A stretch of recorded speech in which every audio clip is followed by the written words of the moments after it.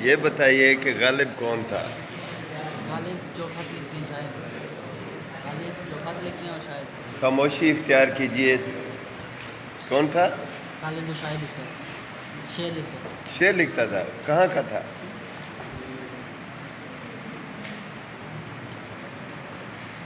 نہیں پتہ. ہاں بھائی، غالب کہاں کا تھا؟ دلی کے. دلی کا تھا. اچھا، غالب کہاں کا رہنے والا تھا؟ سر دلی کا. دلی کا. اچھا، غالب کہاں کا رہنے والا تھا؟ آگرہ. آگرہ. آگرہ کا. ٹھیک ہے. اچھا یہ بتائیں پورا نام کیا تھا؟ مرزا اسد اللہ خاندانی. مرزا اسد اللہ خاندانی. Good good. چلو، کوئی پتے کی بات آپ نے کی.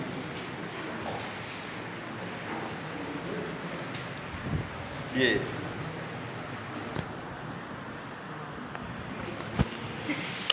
غالب جو ہے جہاں جو نیچا تھا شاعر تھا وہاں بہت اچھا نثر نگار بھی، اور شاعری کے حوالے سے جب ہم بات کرتے ہیں پوچھتے ہیں وہ کہ غالب کون تھا، تم ہی بتلاؤ تو ہم بتلائیں کیا. غالب جو ہے مرزا روشا کہا جاتا تھا غالب کو، اور اسد اللہ خان غالب کے نام سے معروف تھا. کم عمری میں شادی ہوئی، اوپر تلے بچے ہوئے، بہت ہوتے رہے، اور انہوں نے زین العابدین نام تھا اپنے بھانجے کو بیٹے کے طور پر اپنایا. عین جوانی میں اس کا بھی انتقال ہو گیا. غالب کی جب کم عمری میں شادی ہوئی تو گھر چھوڑ کر فرار بھی ہوا. غالب 2 سال تک گھر سے باہر رہا، آخر پکڑا گیا، واپس لایا گیا، اور کم عمری میں ہی انہوں نے اشعار کہنا بھی شروع کیا.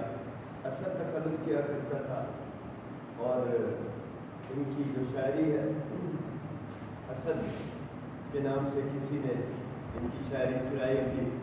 اور ایک بار یہ بھی ہوا کہ صدا لگاتے ہوئے کسی نے غالب کے اشعار غالب کو سنانا شروع کیے، تو غالب نے پوچھا کہ یہ کس کے ہیں، تو اس نے کہا کہ یہ میرے ہیں. تو غالب نے ایک غزل ان سے خریدی تھی. بعد میں غالب نے اپنا تخلص تبدیل کیا، اسد سے غالب کر دیا. تو کچھ مزاحیہ باتیں بھی غالب سے منسوب ہیں مزے کی. تو ایک بار یوں ہوا کہ غالب گھر میں داخل ہوئے تو بیگم ان کی تہجد گزار نماز پڑھنے والی پنجگانا ملکے اتارے بغل میں داب لیے، گھر میں داخل ہوئے بڑے احترام کے ساتھ. تو بیگم نے پوچھا کہ یہ کیا؟ تو غالب نے جواب دیا کہ بیگم جگہ جگہ نماز پڑھ کر آپ نے گھر کو مسجد بھی تو بنا دیا ہے، تو اب گھر میں داخل ہوتے ہوئے جوتا نہ اتارو تو کیا کریں. خیر، ایک اور واقعہ یوں ہے کہ جب انہیں انگریز سرکار کے دور میں مجسٹریٹ نے طلب کیا تو پوچھا کیا تم مسلمان ہیں؟ تو غالب نے کہا جی آدھا. تو مجسٹریٹ نے کہا آدھا کیسے؟ تو غالب نے جواب دیا کہ شراب پیتا ہوں، سور کا گوشت نہیں کھاتا. تو جج بڑا حیران ہوا، اس نے کہا شراب پیتا ہوں، سور کا گوشت نہیں کھاتا، اس لیے آدھا مسلمان ہوں. واہ واہ کیا بات کرتی ہے، تو جاؤ ہم تم کو بری کرتے ہیں. اس طرح کے بڑے کمال کے جو حاضر جوابی تھے، حاضر جوابی کی باتیں ان سے منسوخ کی جاتی ہیں. تو نثر کی بات کریں تو نثر کا جو جدید نثر کا آغاز ہے وہ بھی غالب کا ہی کمال ہے. 1837 میں جو نثر پہلے رواج پذیر ہوئی، سر سید احمد خان نے دلی کی قدیم جو عمارتیں تھیں ان پر آثار الصنادید کے نام سے ایک کتاب شائع کروائی تھی. بعد میں انہوں نے جب غالب کا طرز تحریر دیکھا تو دوبارہ اسے شائع کروایا.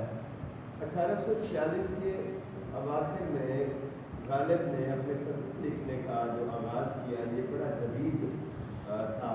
جو مکالمہ اور جو طرز تخاطب تھا، براہ راست کا جو تخاطب تھا، ایک نئے طرز کو ایجاد کیا. غالب خود کہتے ہیں کہ میں نے ایسی نثر لکھنے کا آغاز کیا ہے کہ مکالمہ کو رواج کیا ہے. تو یہ ایک نثری مکالمہ تھا. ان کے جو خطوط ہے مولانا غلام رسول میہر نے اکٹھا کر کے شائع کیا. آخری عمر میں غالب بیمار رہے، بہت سارے مسائل کا شکار ہوئے. 1869 تک پینشن کی بحالی اور دوسرے اس طرح کے مسائل ان کے ساتھ رہے. بیماریاں بھی رہیں کہ غالب وظیفہ کار ہو، جو شاہ کو دعا، وہ دن گئے کہ کہتے تھے نوکر نہیں ہوں میں. اور 1869 میں غالب جو ہے بلاخر دنیا سے لڑتے ہوئے مختلف مسائل کا شکار رہے اور دنیا چھوڑ گئے.